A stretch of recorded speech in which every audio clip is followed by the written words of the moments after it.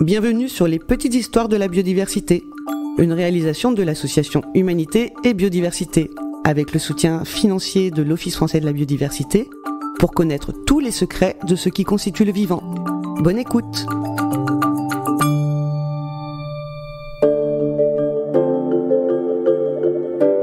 Aujourd'hui, dans notre série La saga des gaz, au Carbonifère, la biodiversité s'affaire.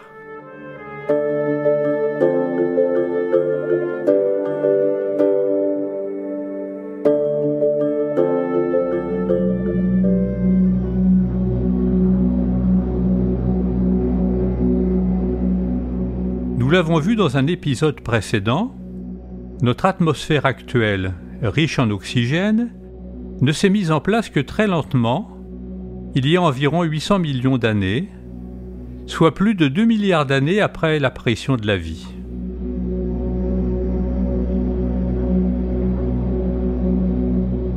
La concentration actuelle d'environ 21% d'oxygène dans notre atmosphère aurait été atteinte seulement il y a 450 millions d'années.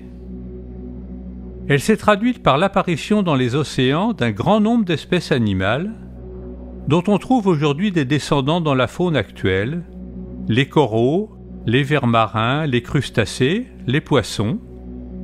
C'est un épisode qu'on a appelé l'explosion cambrienne. Mais nous allons nous intéresser ici à un épisode qui se situe un peu plus tard, il y a 360 millions d'années, et que l'on a appelé le Carbonifère.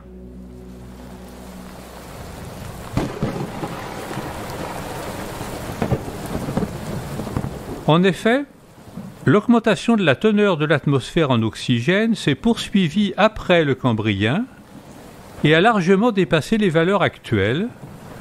On estime qu'elle a atteint, peut-être même dépassé, des teneurs de l'ordre de 30% dans l'atmosphère.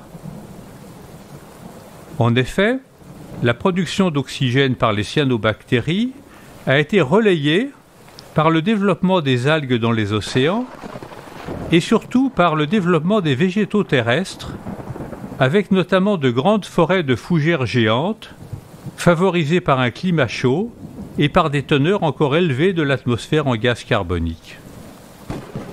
Ces forêts ont contribué à fixer du gaz carbonique en abondance, d'autant plus qu'à cette époque, il n'y avait pas de grands herbivores. Les dinosaures, puis les grands mammifères herbivores ne sont apparus que bien plus tard.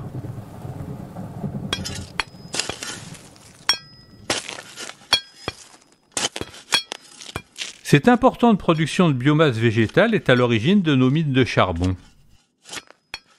C'est l'occasion de prendre conscience de la rapidité avec laquelle nous déstockons ces ressources d'énergie fossiles. Elles ont mis 65 millions d'années à se former. Nous allons sans doute les épuiser en 2-3 siècles. Autrement dit, nous consommons chaque jour ce qu'est la nature a mis 10 siècles à former. Une autre conséquence de ces teneurs élevées de l'atmosphère en oxygène au Carbonifère est l'apparition d'insectes géants. On l'a vu, le système respiratoire des insectes est constitué de petits tuyaux pouvant amener l'air extérieur jusqu'aux organes, ce qui limite leur taille. Si vous voulez en faire l'expérience, essayez de plonger avec un tuba que vous aurez relongé par un tube de 2 ou 3 mètres. Vous serez rapidement asphyxié. Donc, s'il y a plus d'oxygène, les insectes peuvent être plus grands. Les plus gros insectes d'aujourd'hui pèsent environ 75 grammes, comme un coléoptère, le Goliath, ou le weta géant, qui est une sorte de sauterelle que l'on trouve en Nouvelle-Zélande.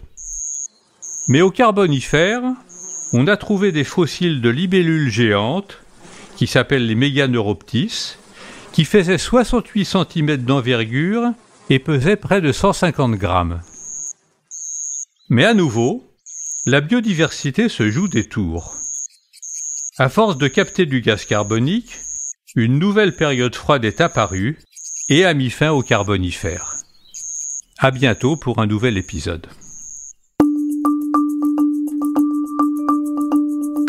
Merci pour votre écoute et rendez-vous la semaine prochaine pour un nouvel épisode. Retrouvez les petites histoires de la biodiversité sur toutes les plateformes de podcast et rejoignez-nous sur les réseaux sociaux indiqués dans la description. Si vous avez aimé ce podcast, offrez-lui 5 étoiles sur votre plateforme d'écoute avec un commentaire. Et pour tout savoir sur les actions de notre association, pour agir et nous rejoindre, rendez-vous sur humanité-biodiversité.fr. À bientôt!